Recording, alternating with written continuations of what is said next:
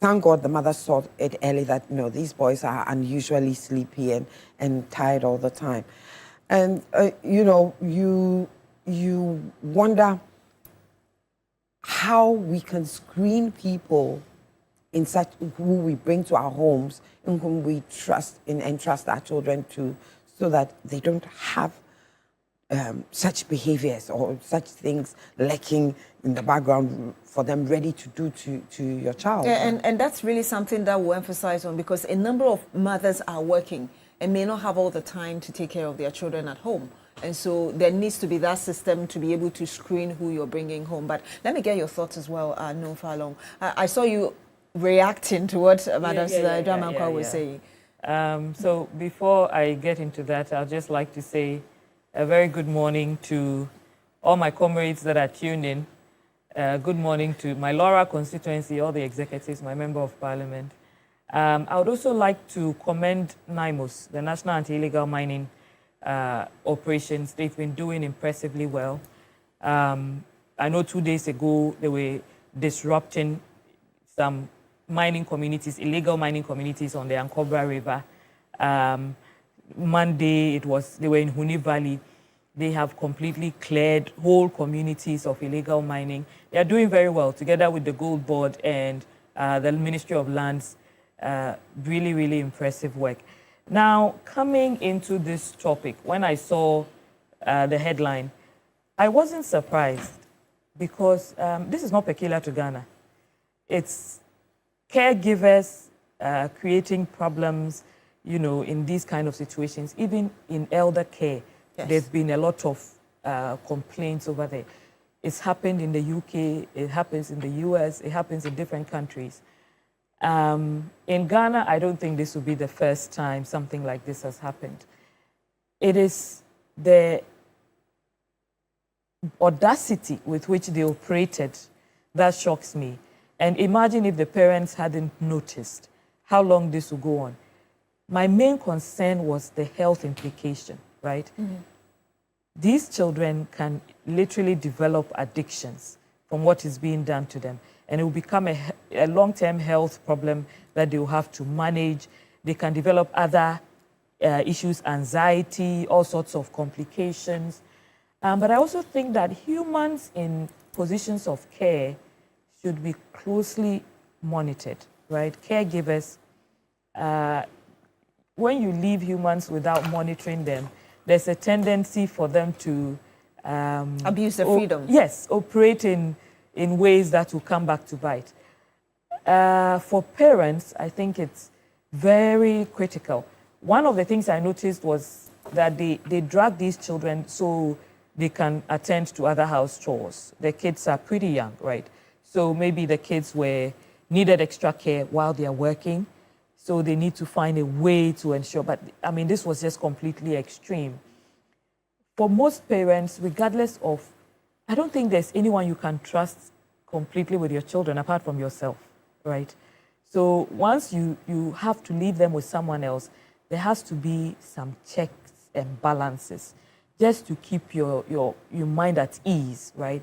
I don't think I would leave kids with a caregiver without putting some cameras in some corners just to make sure that later you can come and take a look at, even if you trust the person, you want to make sure that nothing is really going wrong, right?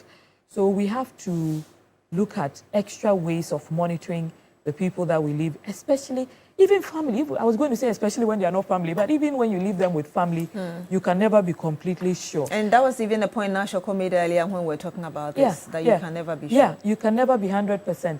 But I also think that at least family is more comforting. Maybe your mother, your sisters, we have to be more communal in our approach to caring for kids. Back in the day, they used to say the whole community raises the child. Now, our lives have become so narrow that it's difficult to get that kind of care, right? But we shouldn't also be shy or ashamed to approach family and say, help me. Look, I'm drowning, can you help? Because taking care of children is very difficult, especially when you have to work 9 to 5 and you're here. I mean, we have workers here who are here at 5 a.m., who are here 5:30, 6 a.m. to work. Where are you going to leave your children? I think there has to be enough checks and balances to ensure that no one is abusing that trust that you have given to them. And it might be a little expensive, but can we separate nannying from housework, right? I mean, if you have to employ a nanny to take care of the children, and I experienced this a few years ago when we were trying to hire a nanny. There was an agency we're dealing with, and they would say, some of our nannies don't do house chores. They focus on the children. And some of them are trained to focus on kids. And some are trained to do house chores. And most of the nannies who are trained to focus on kids, the only thing you can get them to do with house chores may be fixing food or things for the children. But they give so much extra care. If you have to focus on so many things at once, then you are tempted to cut corners. And that hurts the children at the end of the day. So it's all hands on deck, right? Parents have to be extra vigilant because you can never trust the nanny or whoever is taking care of the children. Let me bring in Madam Georgina Collison. You work with the Domestic Services Workers Union. From where you sit, where do you see the problem coming from? Thank you so very much, Beatrice, once again. Greetings to all your viewers. I appreciate this opportunity to add my voice to this particular issue. First of all, would love to say that we're not happy with this because it hurts a lot, especially when you're trying to put all domestic workers, nannies, and what have you together under one umbrella for a defined law. I am in tune and in sync with the last panelist who just spoke. Is an issue of monitoring. The issue is coming from what is the terms of references for the nanny that the businesswoman hired. Let's also note that she has two nannies for the twins. And it could be that there are other responsibilities that is added to the work of the nanny, and that may result into this barbaric act. Let's also not forget what is the actual pay compensation for these nannies that they might have to result in cutting corners. It is a matter of regulations. If I don't have a terms of reference as a domestic worker and you employ me, I would not know what I'm supposed to do. I'm supposed to be a nanny for a twin boys, and then you add household chores to it. It is very, very difficult. But this is something that has gone on for over 8 months. Where is the monitoring system? Especially on the part of the parents. Yes, you are busy. That's why you hired a nanny to take care of your children. But did you get them in the right organizations or in the right agencies? Are they trained? In fact, I know that one of the two who are arrested, one of them is a nurse. Yes. And so therefore, she knows what it takes to, abuse children in terms of drugs. And like I said earlier, it has to do with the issue of monitoring. And one of the problems that is hurting all of us, in fact, in all aspects of a Ghanaian life, is regulatory system. How do we regulate these people? I'm sure because the other one is a nurse, she didn't get work, then she's forced to come and do this. She might have had other things to do. And so therefore, I have to make space for these things. And this may result into this. But it's not one-sided, it's both ways. Where we got them from, whether they are trained or not, whether they know the job, or the issue of regulation and the issue of monitoring. So we have regulation and monitoring. We have the Children's Act that spells out how to treat children. Even in our own 1992 Constitution, I believe Article 15 or so also talks about it. So when you talk about regulation, where do you see the gap? Social welfare, how do you expect that to be done in conjunction with the parents so that when they are hiring somebody, there is that clarity regarding what to do and what not to do?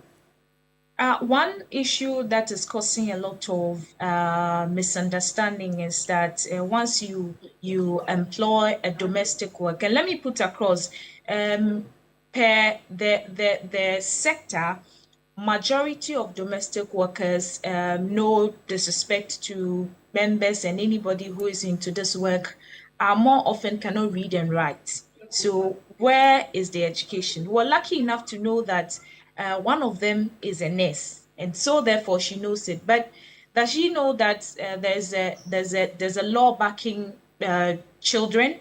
Does he even know that there's an act that protects her as a nanny worker, and then there's a law that protects the child? So we might be in sync in both laws. The LI for domestic workers 2408 does not even spell out clearly issues of this matter. It just talks about the part of domestic workers, but this is to protect the employer and the employee as well. So it's just a matter of enforcement, education, monitoring, and we need to do better. But I am happy that they've been brought to book. A lot of them are in these acts just to tarnish the image of others who are genuinely in there. And I might also put across that most often than not, these agencies that employ them, some would have trainings for them, others do not, because they are interested in the percentage that they will get once the employer comes to get the nanny. And so they do all sorts of things, and this goes a long way to hurt the employer, just like the matter that we're discussing now. And I think that on our path, just like the last panelist made mention of, there need to be a space where you can say that nannies do take care of just children and even care for the aged and not do other household matters. Because I think that is the reason why they are doing this. But first of all, we need to understand from the employer's perspective whether they are solely are to take care of just the twin boys, and maybe the extra work they will do is to fix food and maybe take the bath for their children. And then we might want to know what exactly is there. I'm coming to you again, Madam Susan Edramankwa, because she talks about monitoring and she seems to be looking at both the regulators and the parents themselves. I mentioned earlier that you're a mother. I mean, we're in a system where work is demanding so much time of parents. How do you balance the two? As for the balance, it's a tough one. But I wanted to say that she has two. Yes. I don't think that she didn't recognize that having the twins will be a handful, and that's why she has two. And I'm sure that the work is then divided among them. Somebody's taking care of the twins and somebody's doing household chores. Yeah. And then they can switch over to do that. There is no excuse whatsoever for what the women did, the nannies did, that they are overworked and everything. If you're overworked, just tell the woman, I'm overworked. Or take care of the children, leave the housework, and when she says it, tell her that this is what happened. And then if you can't, you leave the job. But you don't say that I'm overworked or the work is too much and drag the children. There's absolutely no excuse good enough for that, especially since you're a nurse and you know that this is what happens. I mean, unless you're using the word nurse generically and not as a properly state-registered nurse, you understand? Because sometimes what we forget is that we call ward assistants and those people nurses because they have worked in the hospital before. Because for my mind, I mean, a properly state-registered nurse will be a little hesitant about this, but I mean, what shows that you can't even overdose the child sleeps and never wakes up. You understand? But I mean, I think that women want to get ahead in their careers and they have to put in the long hours to get ahead, or the economic situation is such that there have to be two incomes in the home. So mothers are forced to work. I know of several mothers who took a pay cut so that they can stay at home longer with their children because of such issues, but it's not everybody that has the luxury of taking maybe a pay cut, going for a lesser paying job so that they can spend more hours. They probably need the money. You understand? So it is, for want of a better, a necessary evil to have these domestic workers in your home helping you. You understand? And paying them. And it's not as if, yes, they are sometimes in certain situations they are poorly paid, but it is not in all situations. But the thing, who is well paid in this country? Because if you are paid a salary of even 10,000, okay, which let's say the average, this is a little above the average Ghanaian's 10,000, yes, and you have to pay these people 1,000 each, a month. That's 2,000 minus other costs. Minus other costs, you understand? And they're probably eating for free in the house. They're doing all sorts of things for free in the house. And yet you have to pay them this. You expect something. You get it.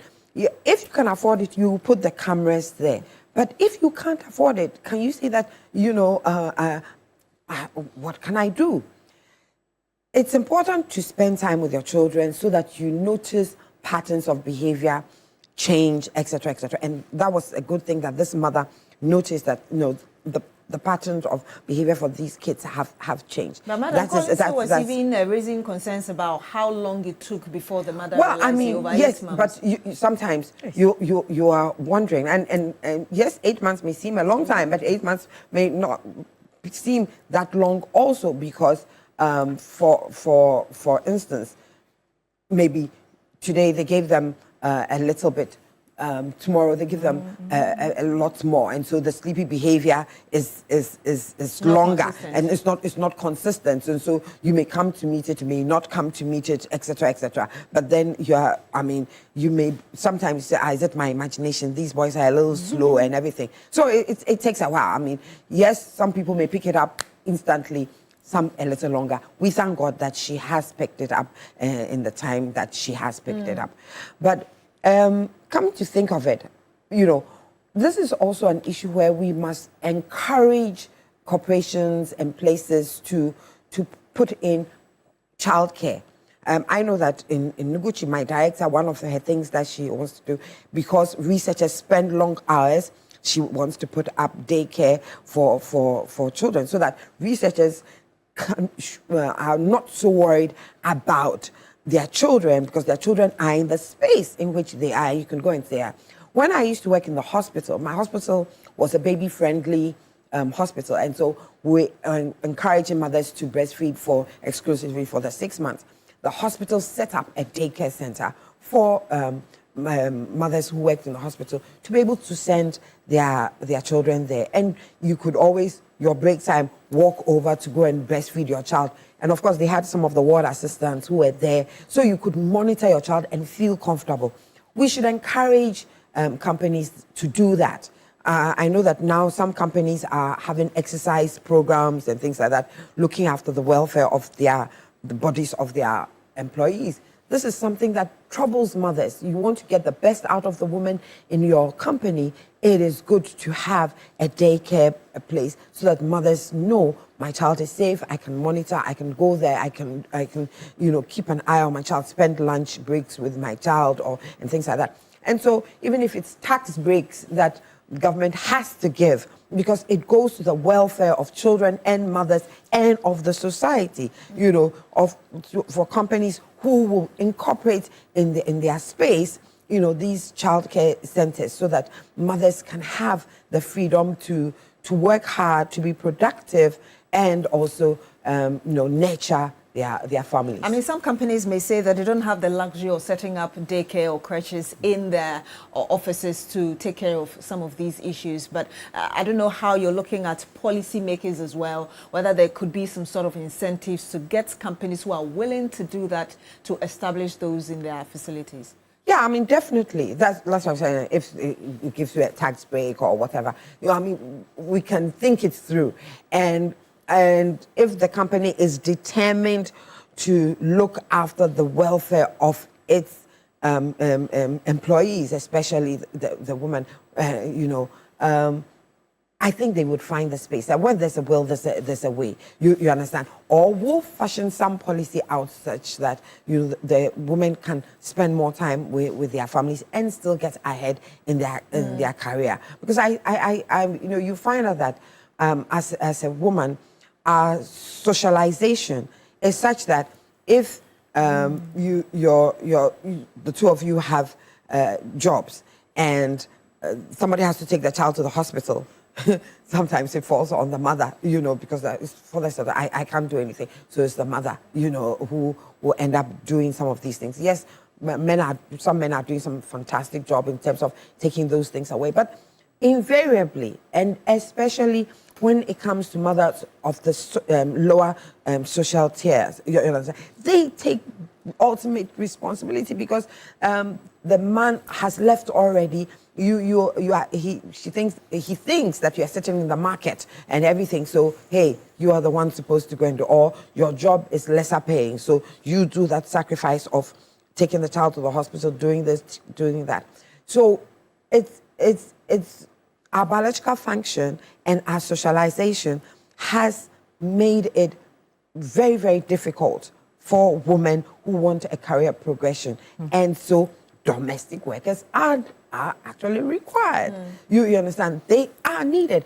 I was just looking. They are recognized in the Ghana Labour Act. They are recognized. But of course, it's poorly regulated, and so they are also left to drift. But I always say that no matter how poor your salary is, your pay is, you don't resort to wickedness to say that because I'm poorly paid, I will be mean and I'll be wicked. It goes to show your character, because there are people who are poorly paid and whatever, and yet they would give their best, and because they are good people who do the good things. Yeah, Madam Falong, devastating news. And if we are looking at the details given us by the police, and the fact that one of them is a nurse, it presupposes that if you're assuming that perhaps the mother thought of the fact that, being a nurse, if my child is in an emergency, at least you'll be able to give her, give the boy some first aid. And yet this has happened. Yeah.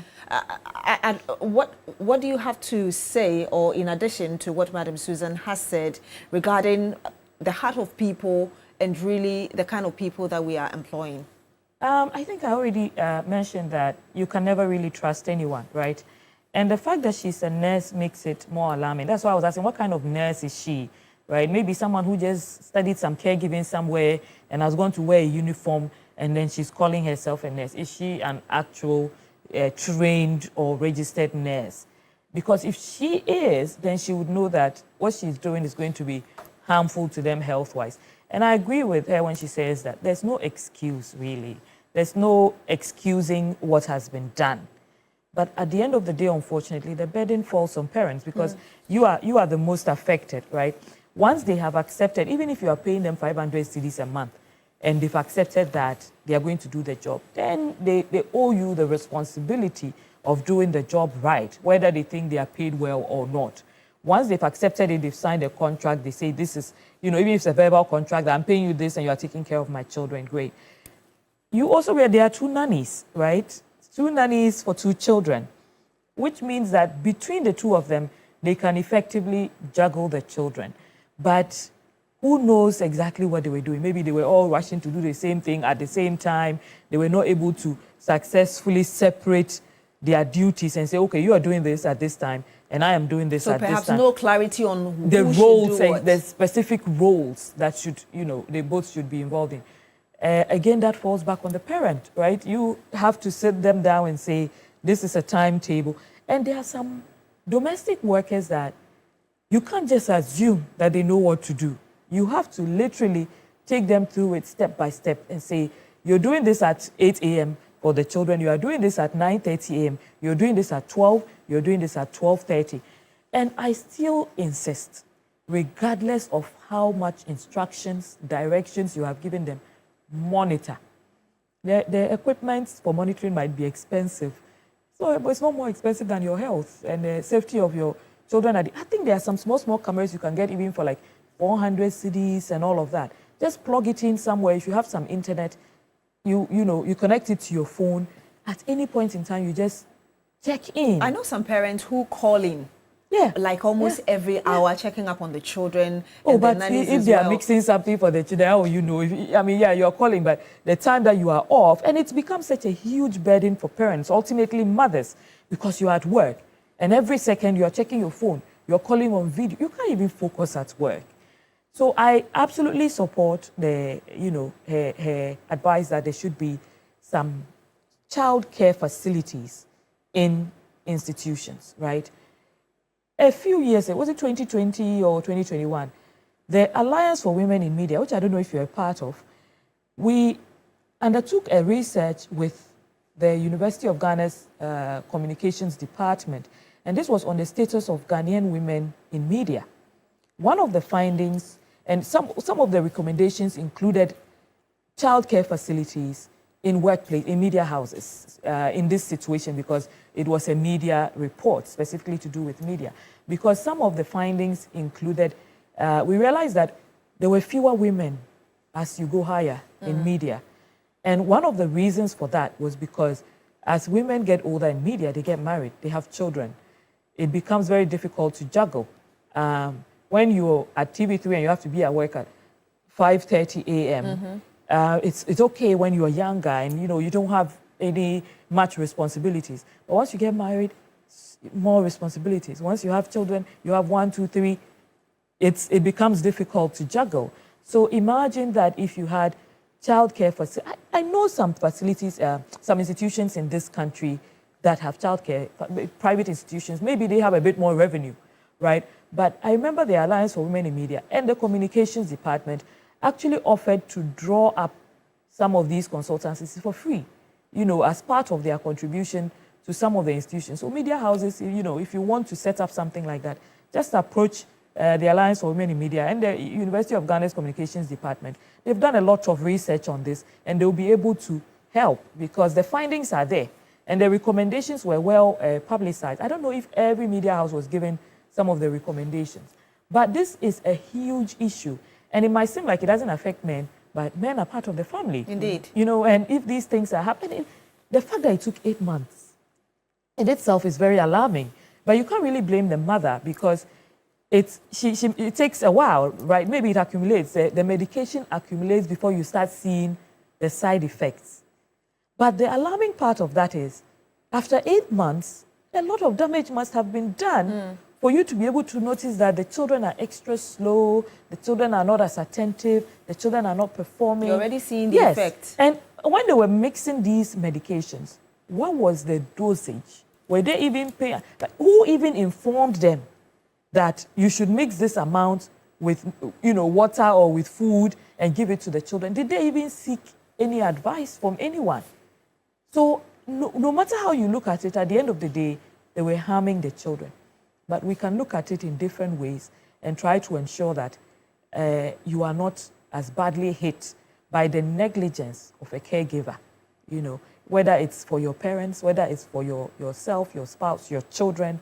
You just have to be consistently alert and looking for ways to mitigate. And in fact, that's why I was going to what extent does this affect confidence in getting nannies, especially when you don't really have a choice? So are nannies worried about this as professionals? Because this is reputational damage, right, for nannies, for house helps. It means that now the parents that particular mother, she's never going to trust any nanny or caregiver or house help ever again. And it might even reflect in the way that she'll treat subsequent caregivers. She can't say she's never going to go for any. She needs the help, right?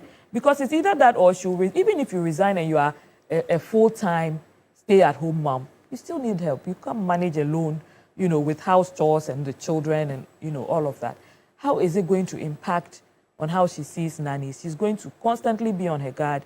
She's going to constantly be suspicious, and she'll probably pass that on to whoever she employs in the future.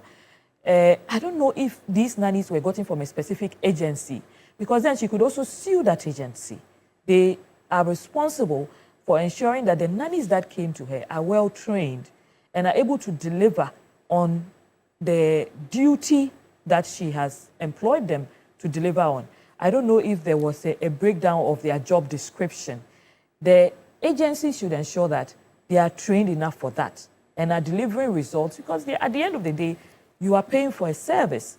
Once you are upholding your end of the bargain, which is payment, they should also be upholding their end of the bargain by rendering that service in a professional manner. In a professional manner. Yeah, were they trained? If they were not trained, once you bring them in, maybe give them a small crash course in how you want things done at home. But at the end of the day, they still have to be penalized and maybe criminally charged for what they have done to the children. And that's why I was going to, Madam Collison, if you're still on the line with us. Earlier, you broke down the regulations, but Madam Susan Edramankwa also added a bit about the Labour Act and really what our responsibilities are. Moving forward, how do you expect this to be handled? Madam Fallon just talked about really penalizing these, perhaps to serve as a deterrent, really, to other people who may be thinking of doing it or perhaps are doing it but are not yet caught. Beatrice, thank you so very much. I think that this is one of the main reasons why the union exists, because these people, we can say that they are demons. The union exists to train and give the proper requisite training for jobs like this. Over the time, for the past 2 weeks, I've gotten in my mails people requesting for nannies and people requesting for domestic workers. But the question I asked them, what are your criteria? And they seem not to really bother about, oh, I just need a young person, I just need, it worries if we are coming with your request without giving your requisite proper information on what you want. This is why the union exists. Well, we're also interested in bringing domestic workers to employers who can really do the work, but you need to put them under one umbrella.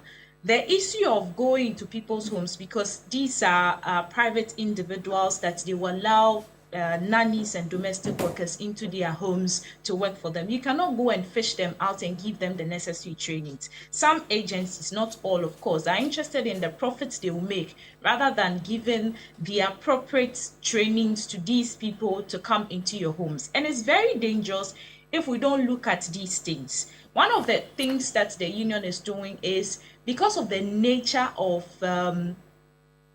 the work being very informal, like I said earlier in my submissions, a lot of them are not well educated. They permit me to say they cannot read and write, but they can do the work. What can we do to help them meet the standards?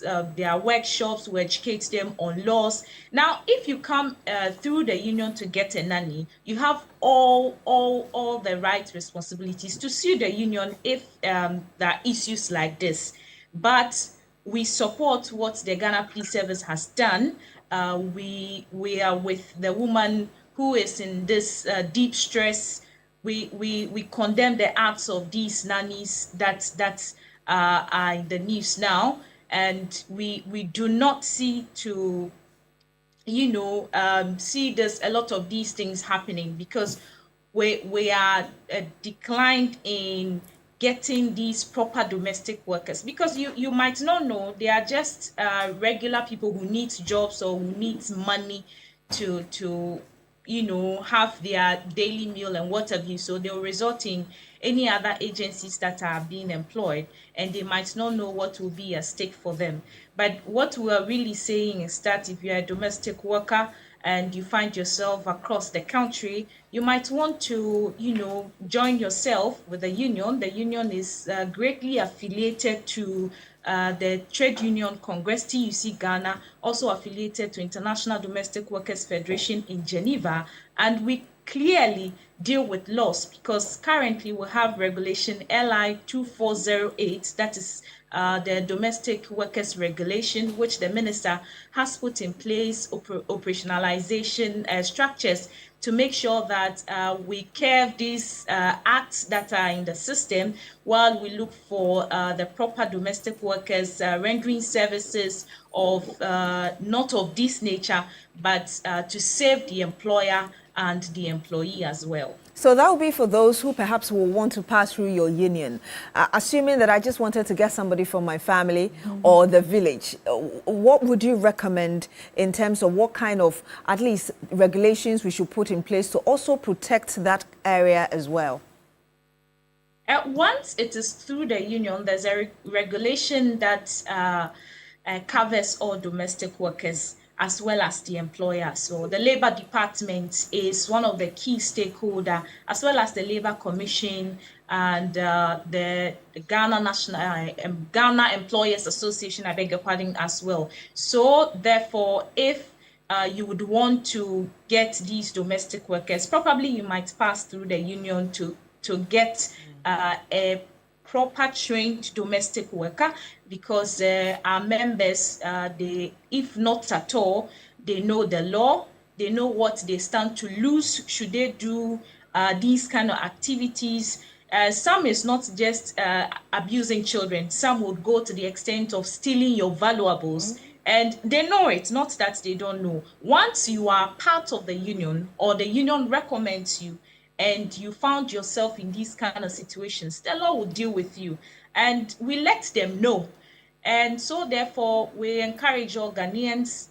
We do not have the entire domestic workers in Ghana. And it's across Africa, places like Kenya, South Africa. It is very, very, very appalling. And they have bigger organizations that takes care of all these things. But yes, still, they have laws. Yes, still, they face issues like this. In South Africa, which they have the biggest domestic worker economy there, they even face these issues. And it is high time employers help employees and employees to help employers, because it's both ways. Not to say that all the time is employers that is helping the employees. Once I'm rendering a service and you're paying me for it, it is my honest duty to do diligence in whatever it is that, whatever kind of service it is that I'm to render for you. So let me ask you this before I come to my panel in studio. The other side of the question I asked earlier is, should there be a system that makes it mandatory that even if I'm bringing somebody from my village or from my family, I should still be required to go through some sort of legal or regulatory guidance so that I'm protected? Well, Beatrice, this question it looks very highly impossible once it's coming from the village, because who knows, maybe it is your niece or maybe family related that you are bringing to. The village person might not know what to do and how to go about it, but once he or she is in Accra, they are subjected to come and work. They might not know that there is an ally that protects both the employer and the employee. But what we're saying is that once you're a domestic worker and you are being employed by the employer, it is the duty of the employer and the third party that is giving the domestic worker to the employer and the domestic worker herself or the nanny herself to sign a contract.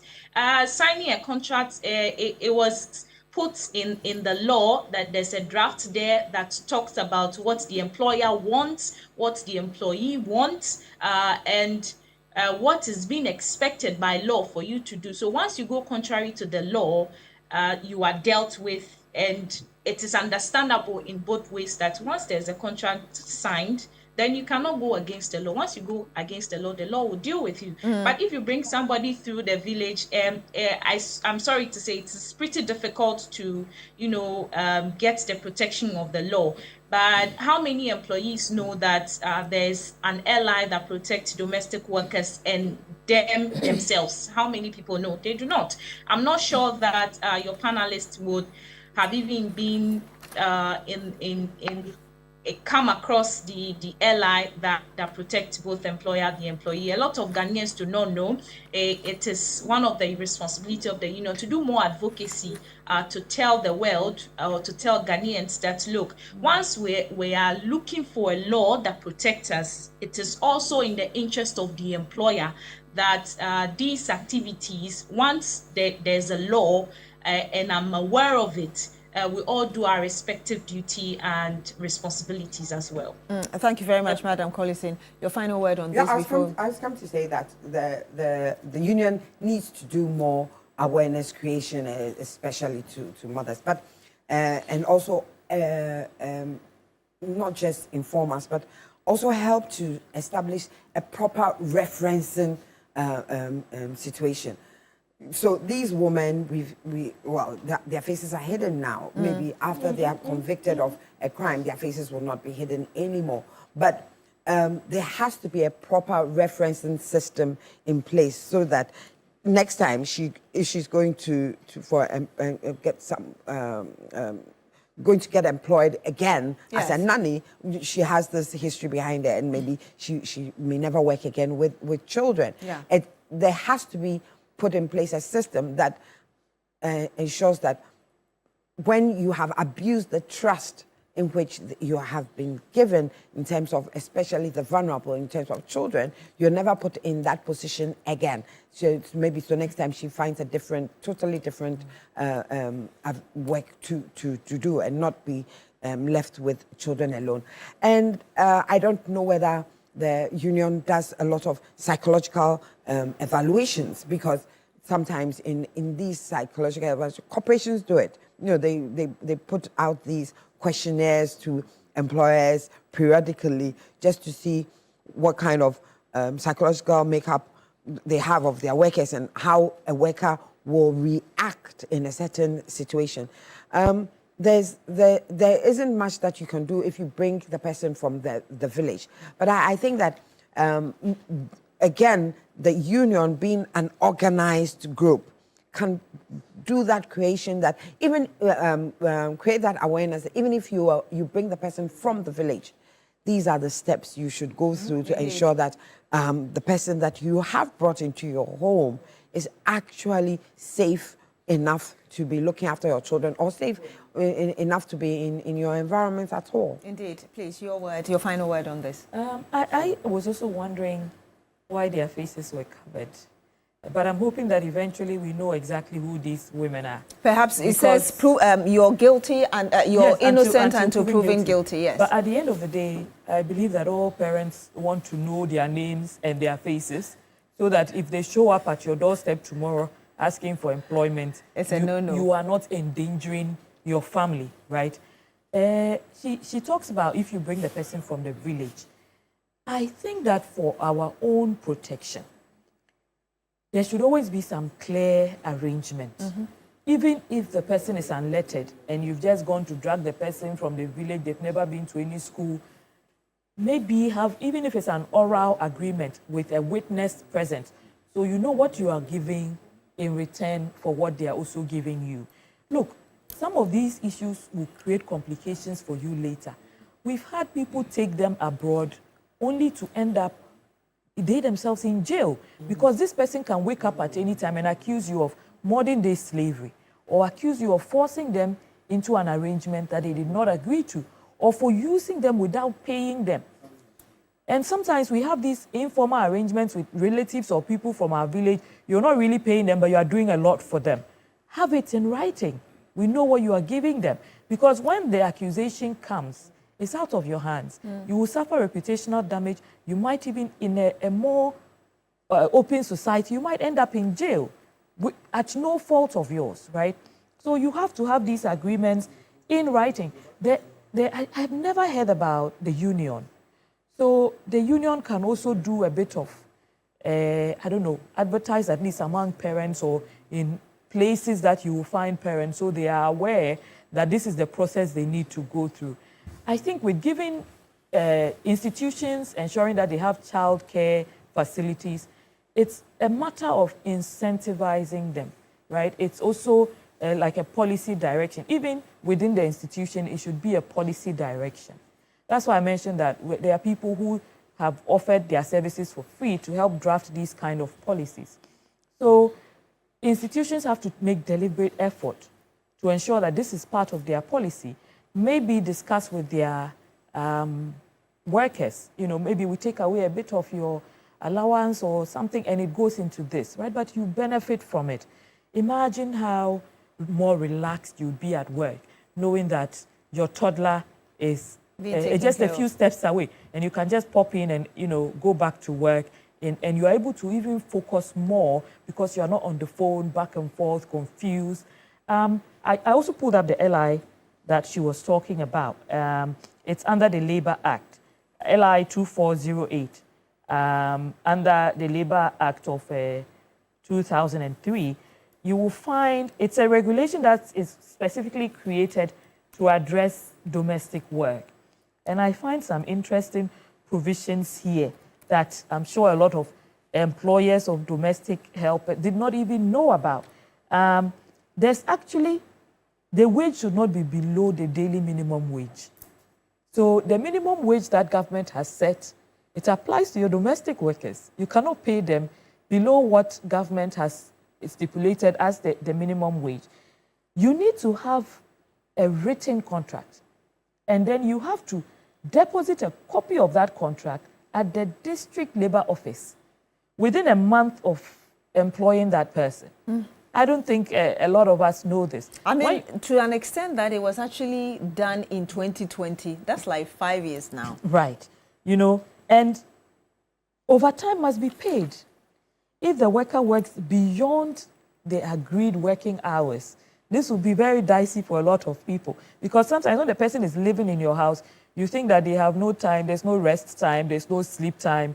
You can barge into their rooms in the middle of the night, come and do this for me, come and do that. No, they actually require daily rest of at least 8 consecutive hours within a 24-hour period. So you have to ensure that your domestic help is also they are entitled to annual leave of 15 working days per calendar year with full pay.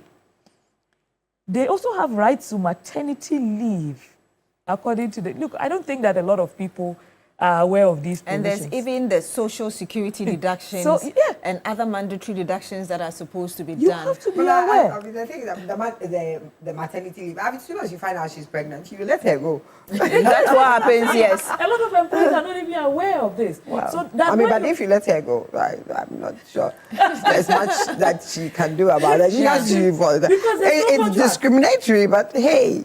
Yeah. They don't know their rights. They themselves do not even know their rights. But if there That was is- the point she was making earlier, that a lot of them are not literate like that. They are can't not read and aware. write. Yes. So imagine if they knew their rights, and you also know your rights as an employer. Once you enter into this written contract, it's protecting both of you. Because when you sack her for getting pregnant, she can pick up the contract and go to the labor office and say, I'm coming to, report my employer. Well, I mean, but you see, the disadvantage is that she said, I'm not in, and I cannot take care of a pregnant woman. So I said she should go. When she finishes getting you're pregnant, funny she'll come back. excuses. When she finishes getting pregnant, then When she finishes, but you have to pay her while she's gone. Oh. Maternity leave. That's it, yeah. No. So Yes. you pay Just her. as your employer has to pay you for maternity Yes. leave, but you don't let her go. She's able to work until when she goes for leave, right? So at least she'll get the 3 months or whatever months that you are giving to her. But she works in the meantime. I'm sure she can still do some of her domestic work up until when she's almost due. Right? I think being aware of the laws and the regulations that govern these transactions, because these are human transactions at the end of the day, it protects all of us. It protects all of us. Let me get your thought on our next topic, which is the 68% vacancy in terms of teachers in rural areas. And I mean, this obviously wouldn't come to you as a new thing. We have places where a whole school has about 1 or 2 teachers, and now we are getting like real data on what's happening in the northern region. What are your preliminary thoughts? I believe that the Ministry of Education is better suited to speak to this. But when you look at the gap that you're dealing with, the study was conducted, it wasn't just on the northern region, but at the end of the day, one of the gravest findings had to do with the northern region. And when you look at a gap of 68% teacher shortage, that's more than half. That's big. That's almost 70, which means that you only have about some 32% active supply of teachers. That directly affects teaching and learning in these districts. And for the northern region, I think for a very long time. I think this was conducted in 2023, the study. For many, many years, this has been a problem. It's not a new problem in the northern region. We have the same issue even with healthcare workers who are posted to the northern region. A lot of them just refuse to go. Even national service, when they post them, a lot of people to the northern region, they don't want to go. Because of the prevailing conditions. Yes, but the conditions are not that bad. There are a lot of people who actually go. Recently, a few people contacted me about changing their postings. And some of them had been posted to the northern region. And I said, what's wrong with the northern region? It's service to the nation. You shouldn't be done in your, comfort and preference. Go and serve the nation. Believe me, there are many teachers and many service persons who were posted to the northern region who went and ended up enjoying it and having the time of their lives. Some of them finished, they don't even want to come back. They want to stay. The cost of living is really friendly. The people are friendly, loving, very, very peaceful, and they will make you enjoy your stay. Some of them even go out of their way to do things for you just to make your stay easier. But the problem persists.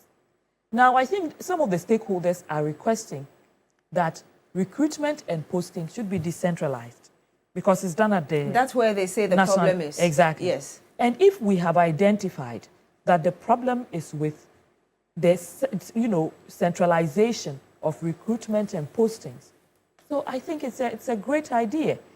The ministry should be able to look at the recommendations and say, this will make it better. Even if, start maybe a pilot phase and see how it directly impacts the supply of teachers and ultimately learning in classrooms. Because you want to give students in the North a fair advantage at learning and being able to compete on the national level. At the end of the day, these students also want to come to big schools. When they finish their, JSSs and SSs, they want to come to, the university, they want to come to secondary schools over here. And they should be able to have the choice, and be competitive enough to compete with their other colleagues who are in better placed zones. The district education directors are saying, give us the mandate to be able to recruit and post. And if we are able to recruit and post locally, we know the areas that need which specific teacher and the specialization and skills that they require. And I think that is a great call. If they are able to recruit and post, then there's a higher supply of these teachers to these institutions.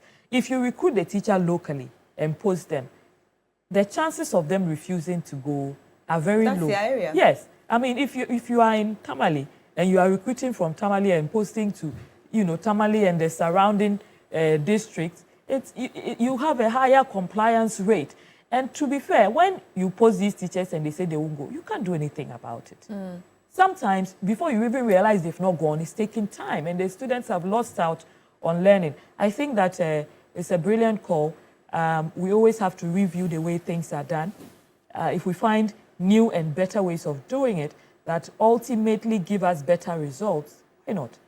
And indeed, we'll be speaking to Wadad Saibu, who actually is with the institution or the agency that did this research that we are talking about now. But this issue is coming up because actually the Pre-Tertiary Education Act 2020 Act 1049 is actually one that emphasizes decentralization. And so the issue is that we are forgoing this. What is currently happening because of political interference and others contradict this very act that allows decentralization of this entire process. But Madam Susan Edoamankwa, let me just get your thought, because again, when I saw this story, what I thought of was the pressure on the 32% there, and even the quality of education that they will be giving these children. It definitely affects the quality of education. If you are looking at the SDG 4, talking about quality education, and this will affect learning outcomes, poor quality education. And so the effect goes beyond the classroom, because then you have people, functional illiterates, the person has finished school all right, and yet and can't read and write.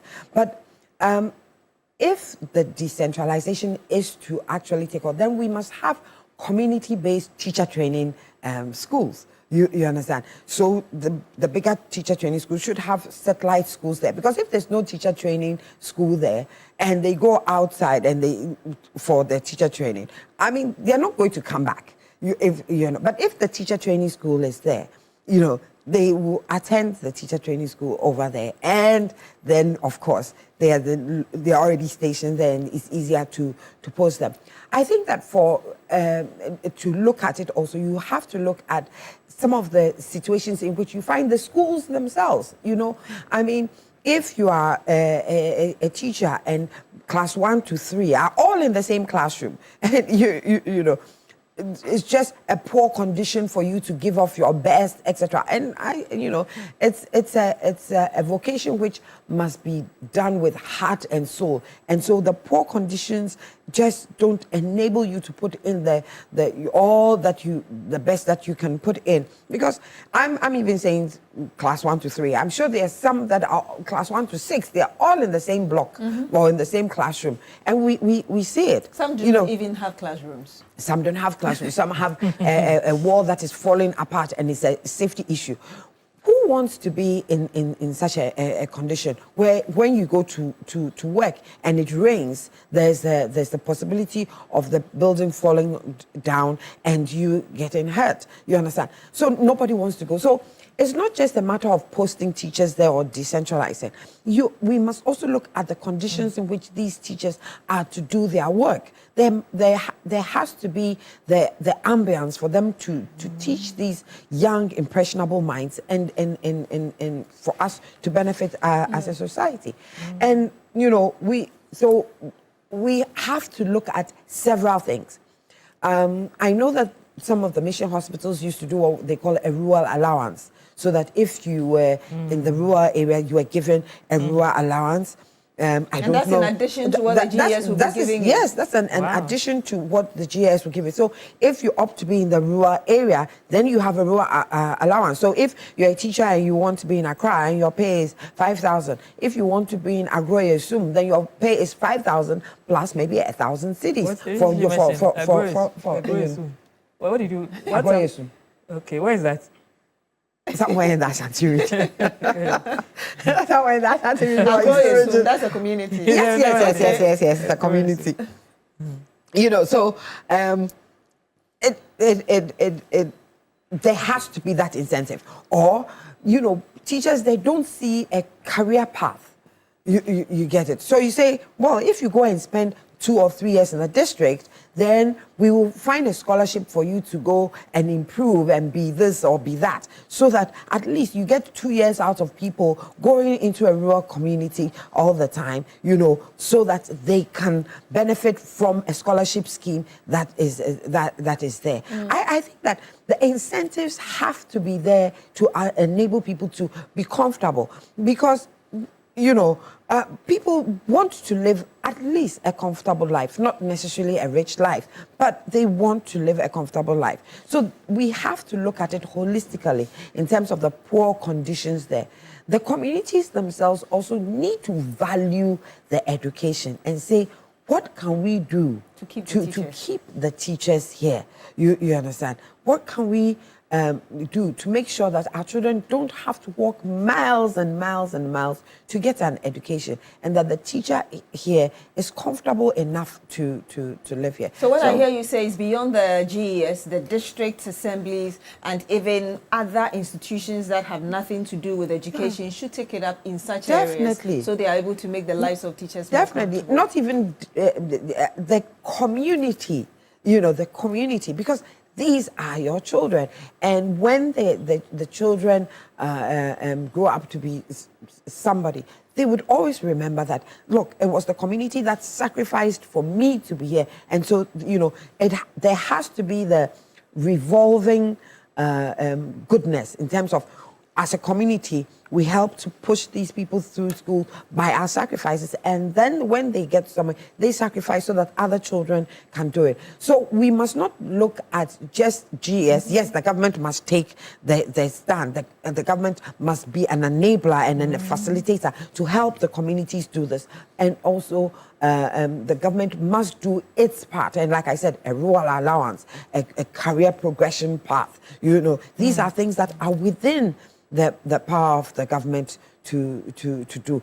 Community-based teacher training, you know, schools. So if I'm a teacher training school in Agomenya, you know, then I would have a satellite school somewhere. The universities do it. The university have satellite campuses everywhere. And you are assured that you are getting a good university education despite the fact that you are not on the main campus. And I think the teacher training colleges should be encouraged to do stuff like that. Let me come to Widad Saibu, Director of School for Life. You did this study that we are talking about now. Madam Susan Edramankwa has just spoken about the conditions. Earlier, what we read had to do with the problem with implementing the decentralization policy, as it were, and also sometimes interference, political interference.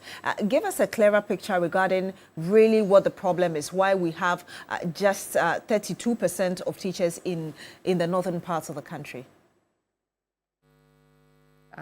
Good morning, and thank you for having me.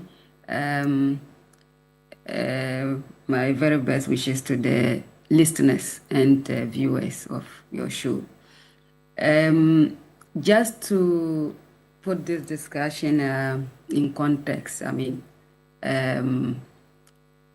School for Life as an organization has been working in rural communities over 30 years now in the education space. And our focus has been to facilitate and also promote access to education for the underprivileged, the underserved, and those in the rural communities. And we have experienced and observed over the years the deplorable conditions that learners and teachers have to go through, and its implications also on learning outcomes.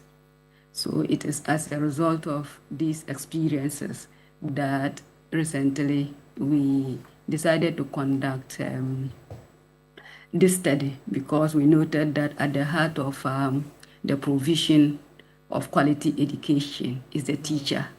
And the Ministry of Education and the Ghana Education Service on its part, in an attempt to address, the teacher availability or non-availability challenge, came out with a lot of policies, including the teacher rationalization and deployment policy, just to bridge the gap between rural and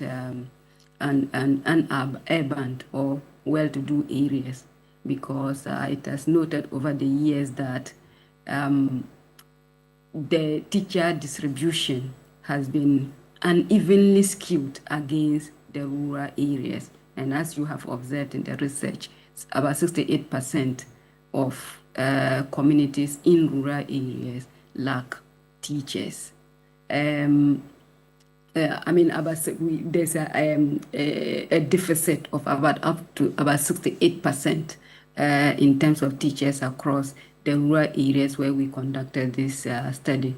So essentially, the reason we conducted it was just to establish the effects or the impact of the teacher rationalization and deployment policies on learning outcomes, on actually also bridging the equity gap between rural and urban in terms of teacher provision or teacher deployment, and also how that is also enhancing accountability. And we have noted through this research that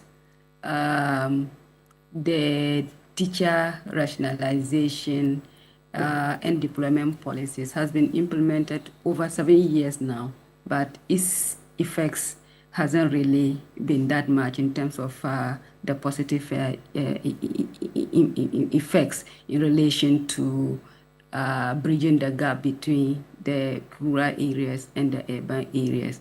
And then also quality education provision in these areas remain very low because we've also noted in the study that about 70% of learners who took BEC in 2020 in 4 out of the 6 districts that we conducted this research actually scored aggregate 30 and above. Oh, wow. 70%, a Hoofen 70%, you can imagine. And then also we also noted with deep concerns that the centralized system of deployment and posting have also not done so good to dealing with the issue, because we have noted that a lot of teachers who have been posted centrally have found reason to, as it were, maybe not to even go and also seek for reposting elsewhere without the knowledge of the district education directorates or district education directors who are supposed to be manning and directing the educational affairs in the district. And we thought that something need to be looked. The whole country, especially the policy implementers and policy actors, need to actually take a second look at this issue. It's really a huge concerns, because one of the effects or one of the challenges to quality education is actually attributable to this particular problem. And indeed, you just mentioned the fact that over 70% of them, if I got you correctly, are failing with aggregate 30 and the rest. That's and quite, above, yes. Yes, that's quite serious. But again, if you can tell us the kind of pressure also on the teachers, because you just have less than half of them in rural areas teaching these children who are failing eventually. Yeah, I mean, that it is obvious, because the Ghana Education MS data suggests that in the northern part of Ghana, a lot of the districts in northern region, I mean, when I say northern region, I'm talking about the regions in the northern part of Ghana, including northern, Upper East, Savannah, Northeast, and Upper West. A lot of the districts communities in these areas, in terms of pupil-teacher ratio, are doing highly below the average, the national averages.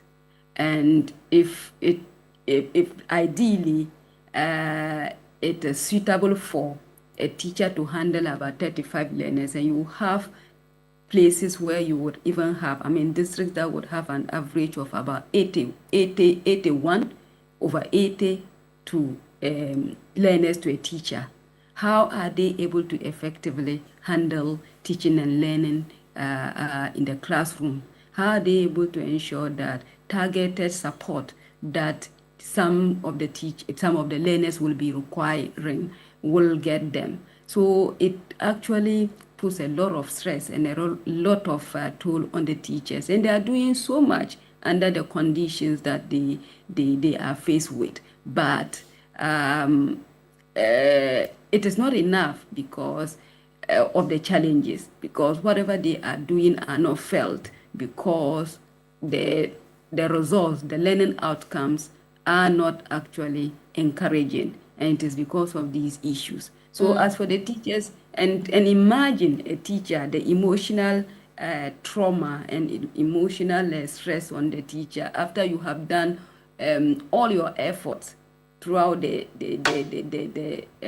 maybe at the JSS level, throughout the 3-year period of the learners, only for them to go and write the BEC and acquiring aggregate 30 and above.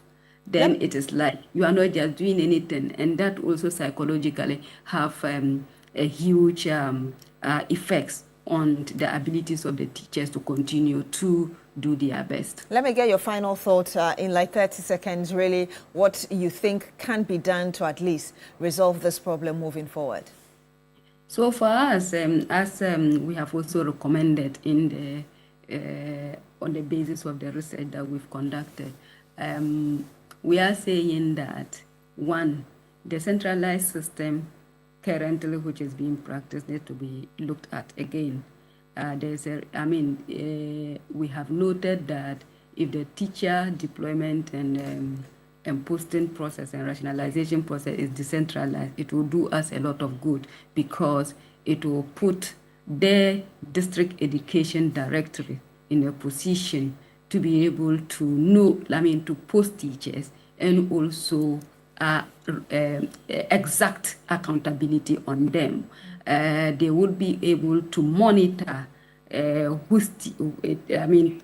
areas where schools where teachers are required and what categories of teachers are needed in those areas, and be able to post appropriately, because they understand the context and they know the critical challenges that these communities are facing. They are able to tell the vacancies and which, in real time, and which teachers are needed, and easily also just post them there. Secondly, we have also noted that, like previously, because when the postings and deployment was actually at the hands of the district, at the district level, district assemblies were able to also provide scholarship and bond teachers for a number of years. But because currently the centralization, the postings are not done centrally, then it actually takes away that kind of, or it renders the bonding scheme or bonding system the district assembly used to do very ineffective. Because if I bond a teacher and will not have a say in whether or not they are posted to the places where we want them to, how do we even bond them for the number of years that they are supposed to be? So these are also some of the challenges, because for those who were usually bonded, they are actually from the areas, and once they are in the areas, even with the way, earlier before I joined, I listened to the conversations where the issues about the deplorable conditions in the communities were discussed, and as one of the reasons or the causes for why teachers do not want to stay there. But if teachers who are actually from those areas are posted to these areas, they will see every reason to be there, because at least they are already from the communities and they are familiar with the challenges there. So we think that the centralized system, we are calling for a decentralized system of deploying teachers and posting teachers. We are also call on the government and relevant stakeholders to, as it were, also look into how we can also look at even general development of rural areas, so that the social amenities, basic social amenities that are supposed to make life a bit comfortable in these communities are provided, and that will see teachers also attracted to these areas. Lastly, I also want to echo one of the sentiments of your panel about the community's involvement, and that is what actually we have been doing, trying to encourage communities, facilitate communities to take responsibility and ownership of some of these processes, so that they are also in a position to help create the enabling environment in the communities for teachers to want to stay in these communities and work. Thank you so much, Madam Wedad Saibu, Director, School for Life, for giving us additional information on the study you did recently. Let me just read these messages before I come for your final word. Prince Nanaya York says, TV3 Ghana. In Ghana, the challenge lies in taking action. While we have laws and regulations, the issue is their enforcement. Let's be a proactive nation rather than allowing policies and laws to remain unenforced. And there is Stephen Penn from WA. He says, good morning, B. My regard to my sister from Ermon, okay. The problem of shortage of teachers in rural Ghana has to do with every teacher wanting to live in urban Ghana. there's a glut in the towns. Workers who go on transfer to other places will prefer their spouses to live with them. So you can see congestion in the towns. The implementation of the 20% salary top-up for rural workers has been on paper all these years. It must be actualized to attract teachers to rural Ghana. Stephen. Incentives, it goes back to incentives. Exactly, yes. Yes. But she did mention that they had some scholarship schemes they were giving while bonding the teachers, right? I think that the problem is not with the availability of teachers, because when you go to the northern region, it actually has a number of teacher training institutions. They have Baga Baga, they have one in Navrongo, John Bosco, they have Bimbila Training College. They have, my mother used to teach at Tamale Teacher Training College when we were children. So they have quite a number of institutions there that are training teachers. It is important to make the locals empowered enough to say, okay, this teacher was trained here. We have a need for teachers in this community.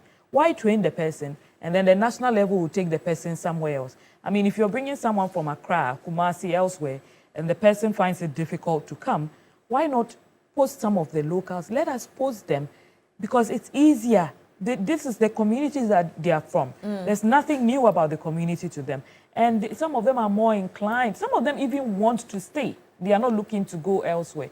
I think that is a great call. I joined my voice to School for Life. That's School for Life, yes. I joined my voice to them, and I call on the Education Ministry to at least give them some audience. I don't know if they've already presented their findings to the Education Minister, Honorable Haruna Idrisu. He's an action man. Someone said one of the problems is the action. Yes. Haruna Idrisu is an action man. And if the findings and the concerns are legitimate, of course, they will be willing to institute the changes that are required. So at the end of the day, there's an improvement in teaching, learning, and in learning outcomes. Madam Susan. I mean, what we have to realize that the problem there is a problem for all of us. It's not because what do you call it? If we have poorly educated people up north, what means that they can always come down south and be here, you know. So it's all of us our problem, and so we have to look at it holistically, and what are the things that we have to do. Again, it's not just about education, it's also about what kind of infrastructure is available to them. So yes, the education minister will take hold of it, but hey, the health minister has a part to play, the road and infrastructure minister, the employment minister has, yes. You know, they all have a part to play in this problem, and ensuring that, you know, they work hand in hand. We have to look, apart from recruitment, you know, strategies what kind of retention strategies are we going to put into place once we get them there? It's not enough to recruit them and get them, but how are we going to be able to retain them there? So what kind of professional development schemes are we going to... Works on housing. Works on housing, definitely. But, you know, when they get there, what kind of professional development pathway do we have? Do we send trainings to their doorstep? You know, are the trainings focused maybe in Tamale, in Bolga, you know, but do we take the trainings to, what did you mention right now? The name that... The name that the gentleman said, and she had to correct it. Edmond. Yes. We take the training to Edmond so that the teachers in that vicinity can have training, the same career training that you are giving to people in Tamale or in Wa.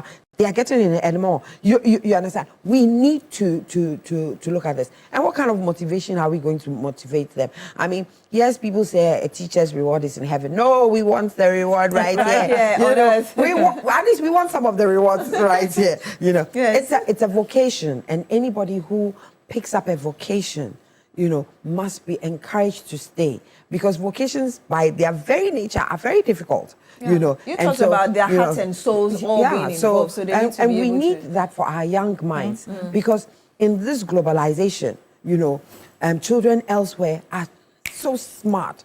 Our children are smart. We should give them the enable environment for them to compete in the world. Thank you so much, Madam Susanna Dramankwa, Executive Secretary, National Interest Movement. Thank you for being here, and great to see you again. And also to you, Madam Nung Falum, National Communications Team Member of the governing NDC. Thank you for coming. Thank you for having us. We had earlier as well, Madam Georgina Collison, General Secretary of the Domestic Services Workers Union, who joined us via video call, and as well the woman we just ended that conversation with, Madam Wedad Saibu, who is the Director, School for Life. Thank you for joining us and for speaking to us, joining this panel. Thank you very much to Ajoayoboa Achado for my costume. Very beautiful one. Thank you so much. You can find her 1 Levite Avenue, Achado. Thank you so much for joining us.